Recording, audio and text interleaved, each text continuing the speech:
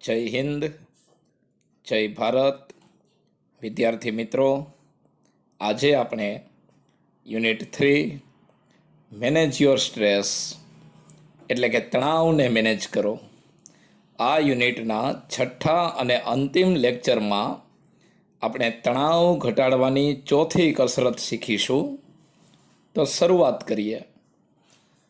When life becomes too hectic એટલે અતિ વ્યસ્ત. When life become too hectic, જ્યારે જીવન વધારે પડતું વ્યસ્ત બની જાય છે ત્યારે we can end up feeling mentally tied in knots. એટલે ગાંઠ અથવા અંબોળો, અને ટાઈડ એટલે બાંધેલું. તો જ્યારે જીવન એકદમ વ્યસ્ત બની જાય છે ત્યારે we can end up feeling mentally tied in knots, કે આપણે ગાંઠમાં બંધાયેલી લાગણીઓનો માનસિક રીતે અંત લાવી દઈએ છીએ. જ્યારે જીવન ખૂબ જ વ્યસ્ત બની જાય છે ત્યારે ગાંઠમાં બંધાયેલી બધી લાગણીઓનો આપણે માનસિક રીતે અંત લાવી દઈએ છીએ. Nothing seems easy and positive. કોઈ વસ્તુ આપણને સરળ અને હકારાત્મક દેખાતી નથી. Pessimism sets in. નિરાશાવાદ પેસી જાય છે. પેસિમિઝમ એટલે નિરાશાવાદ મનમાં પેસી જાય છે. And we can not see a way out of our current problems. અને આપણે આપણી હાલની સમસ્યામાંથી બહાર નીકળવાનો રસ્તો જોઈ શકતા નથી. જ્યારે જીવન ખૂબ જ વ્યસ્ત બની જાય છે ત્યારે ગાંઠમાં બંધાયેલી લાગણીઓનો આપણે માનસિક રીતે અંત લાવી દઈએ છીએ. કોઈ વસ્તુ આપણને સરળ અને હકારાત્મક દેખાતી નથી.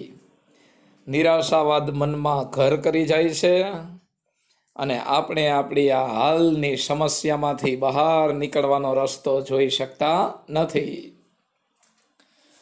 તો we can open A source of optimism એટલે આશાવાદ, અને સોર્સ એટલે સ્ત્રોત. તો we can open A source of optimism. આપણે આશાવાદનો સ્ત્રોત ઓપન કરી શકીએ with the technique of anticipating success. આ એન્ટિસિપેટિંગ સક્સેસ નામની ટેકનિકથી જ્યારે જીવન એકદમ વ્યસ્ત બની જાય છે ત્યારે ગાંઠમાં બંધાયેલી લાગણીઓનો આપણે માનસિક રીતે અંત લાવી દઈએ છીએ. કોઈ વસ્તુ આપણને સરળ અને હકારાત્મક દેખાતી નથી. નિરાશાવાદ મનમાં બેસી જાય છે અને આપણે આપણી હાલની સમસ્યામાંથી બહાર નીકળવાનો રસ્તો જોઈ શકતા નથી. તો એન્ટિસિપેટિંગ સક્સેસ નામની ટેકનિકથી આપણે આશાવાદનો સ્ત્રોત ઓપન કરી શકીએ. તો કઈ રીતે આ કસરત થાય, ચાલો એના પોઈન્ટ્સ જોઈએ. પહેલો point, settle back in a chair. એક ખુરશીમાં સ્થિર બેસી જાઓ. And close your eyes. અને તમારી આંખો બંધ કરો. એક ખુરશીમાં સ્થિર બેસી જાઓ અને તમારી આંખો બંધ કરો.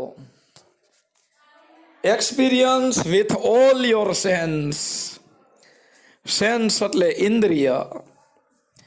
Experience with all your sense. તમારી બધી ઇન્દ્રિયથી અનુભવ કરો. વોટ ઇટ ફીલ્સ, કે જે એ અનુભવે છે. તમારી બધી ઇન્દ્રિયથી અનુભવ કરો જે તમારી ઇન્દ્રિયો અનુભવે છે. લાઈક, જેમ કે હેવ અચીવડ સમથિંગ, જેમ કે તમે કાંઈક સિદ્ધ કરેલું છે, and enjoy the resulting feeling of relief and elation. Elation elation એટલે આનંદ અથવા ઉત્સાહ. તો તમારી બધી ઇન્દ્રિય સાથે અનુભવ કરો જે તમારી ઇન્દ્રિય અનુભવવા માગે છે. જેમ કે તમે કોઈક વસ્તુ સિદ્ધ કરેલી છે અને enjoy the resulting feeling of relief and elation. અને રાહત અને આનંદના પરિણામો આપતી લાગણીને એન્જોય કરો. તમને રાહત આપે, તમને આનંદ આપે એવી લાગણીઓને એન્જોય કરો. Hang on to the positive feeling. હકારાત્મક લાગણી ઉપર જ ટકી રહો. And bring back with you in to here and now. અને એ હકારાત્મક ફિલિંગ્સને તમારી સાથે રાખો. કઈ જગ્યાએ? તો કે હિયર, એટલે કે તમે જે જગ્યાએ હોય ત્યાં. અને ક્યારે? તો કે નાવ, હાલના સમયમાં જ. તો હકારાત્મક ફિલિંગ્સ ઉપર જ ટકી રહો અને હકારાત્મક ફિલિંગ્સને તમે જ્યાં જાઓ ત્યાં તમારી સાથે રાખો. સારું સારું વિચારો કે તમે મુકેશ અંબાણી છો અથવા એના કરતાં પણ વધારે ધનિક છો. મીડિયા, પત્રકારો બધા તમારી નોંધ લે છે. સારું સારું વિચારો. Open your eyes again. ફરીથી તમારી આંખ ખોલી નાખો. તમારો તણાવ દૂર થઈ જશે. આ એક્સરસાઇઝનો મૂળ કહેવાનો હેતુ એ છે કે તમે ખૂબ જ સફળતા મેળવેલી છે, માનપાન મેળવેલું છે, બધી બાજુથી તમને હકારાત્મક પ્રતિસાદ મળે છે એવા અનુભવ કરો. બંધ આંખોથી અને પછી આંખો ખોલી નાખો. તણાવ દૂર થઈ જશે. મેક શ્યોર, પણ ખાતરી કરજો કે you don't get tangled up in all consideration. Tangled up એટલે ગૂંચવાઈ ગયેલું. અને કન્સિડરેશન એટલે માન્યતા.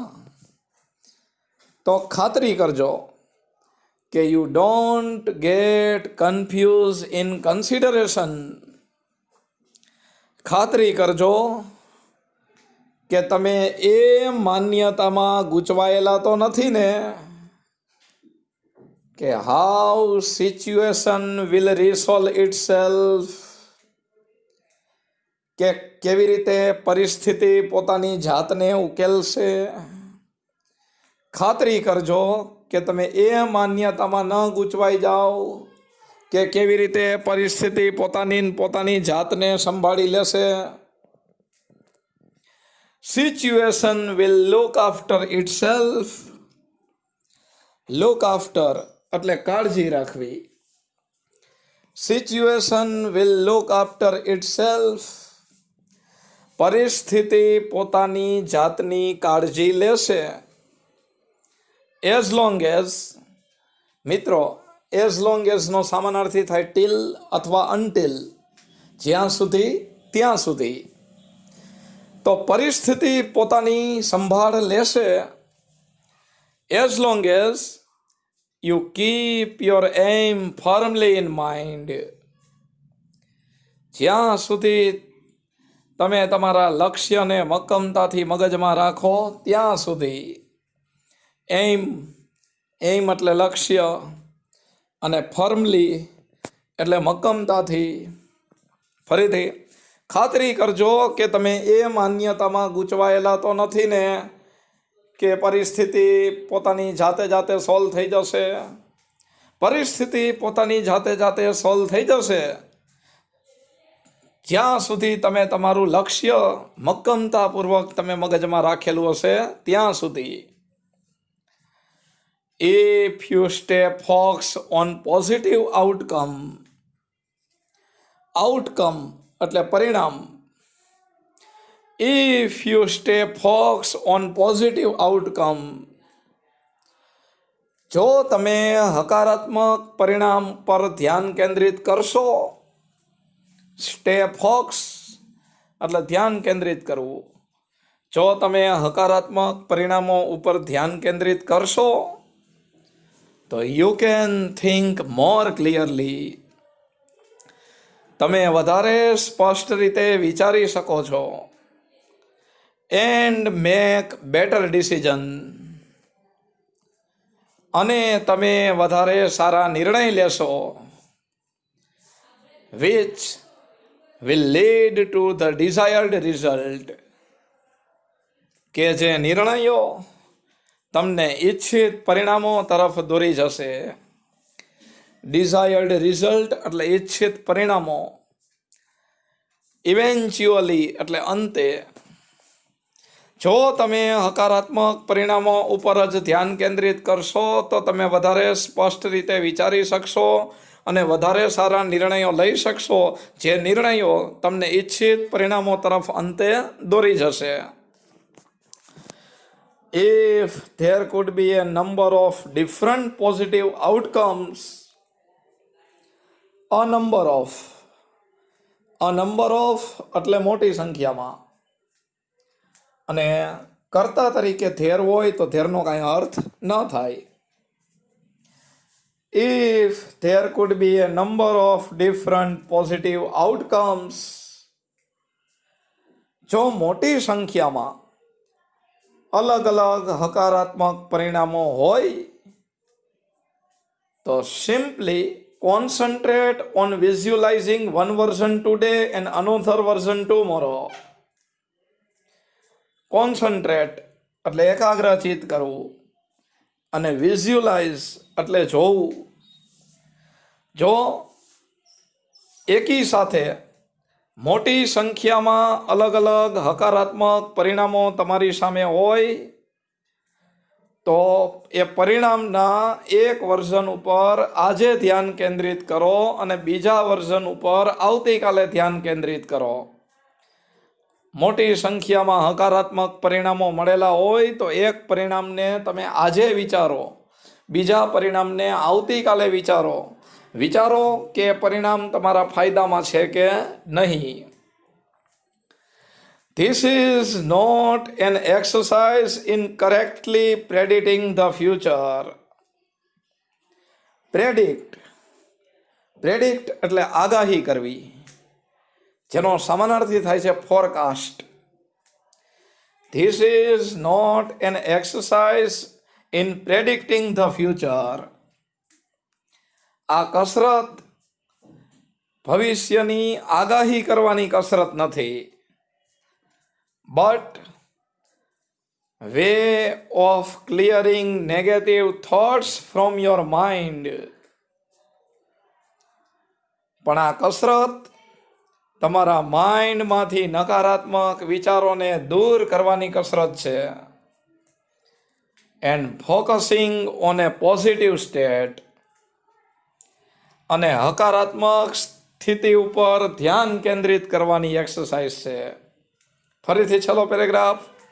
જો મોટી સંખ્યામાં અલગ અલગ હકારાત્મક પરિણામો હોય તો એક પરિણામ ઉપર આજે ધ્યાન કેન્દ્રિત કરો, બીજા પરિણામને આવતીકાલે વિચારો. આ કોઈ ભવિષ્યની સાચી રીતે આગાહી કરવાની કસરત તો નથી, પણ તમારા મગજમાંથી નકારાત્મક વિચારોને દૂર કરવાની અને હકારાત્મક સ્થિતિ ઉપર ધ્યાન કેન્દ્રિત કરવાની કસરત છે. તો મિત્રો, અહીંયા આપણે એક્સરસાઇઝ 6 એન્ટિસિપેટિંગ સક્સેસ પૂર્ણ કરીએ. આશા રાખીએ કે આ પાઠની ચારેય એક્સરસાઇઝ શીખીને તમે તમારા મનની સ્થિતિ સમજી શક્યા હશો, અને જો તમને તણાવ હોય તો આ એક્સરસાઇઝની મદદથી તમે તણાવ દૂર કરી શકો છો. આની પહેલાં પણ આપણે ઘણીવાર વાત કરી છે કે તણાવ એ ખૂબ જ ખતરનાક રોગ છે, જે વ્યક્તિને આત્મહત્યા તરફ લઈ જાય છે, વ્યક્તિને બીજા ઘણા રોગો તરફ લઈ જાય છે. તો મિત્રો, હવે આપણે અહીંયા આપણો લેક્ચર પૂર્ણ કરીએ. Thank you.